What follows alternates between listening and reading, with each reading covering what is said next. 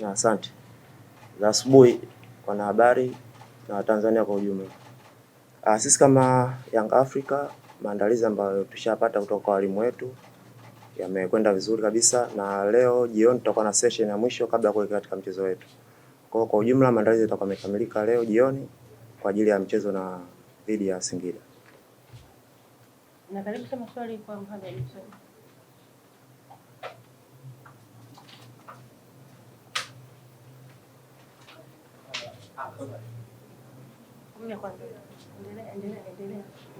Mohamed Hussein, wewe ni una uzoefu mkubwa na haya mashindano ya ushindani. Sasa hivi ndio tumefungua ni pointi mbili. Yanga ina wachezaji wakubwa, lakini sasa pressure ni kubwa kutokana na wapinzani wenu. Ni kipi ambacho umekizungumza nini kwa kama wachezaji kwenye vyumba vya kubadilishia nguo na kwenye mazoezi yenu ambacho unaweza kuambia mashabiki kwamba kitaenda kuwa tofauti na kuhakikisha ushindi katika mchezo wa kesho?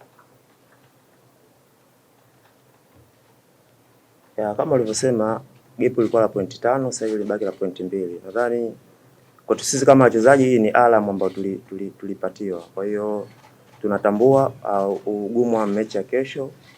Kwa hiyo kikubwa sisi maandalizi yetu ndio ambayo yanaweza kutupa pointi 3. Kwa hiyo swala la kwamba gap limepungua ni kweli, na hiyo ni kwa sisi kama wachezaji itatupa nafasi ya kujitafakari na kuhakikisha kwamba sasa hivi kila game ambayo iko mbele yetu tunafanya vizuri na tunapata alama 3 na kuelekea katika mbio za ubingwa na mwisho wa msimu tuweze kuwa mabingwa.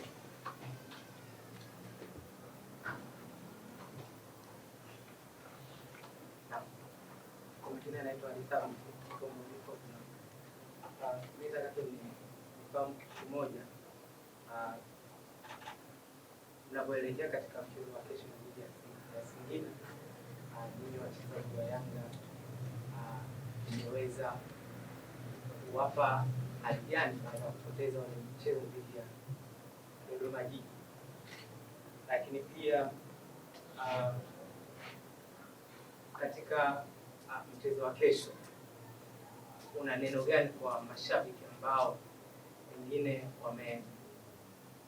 wamepoteza matumaini hata furaha kuhusiana na ule mchezo uliopita, lakini dhidi ya nyinyi wachezaji wengine mna neno gani na message gani kwa mashabiki wenu kutoka kwenu wachezaji?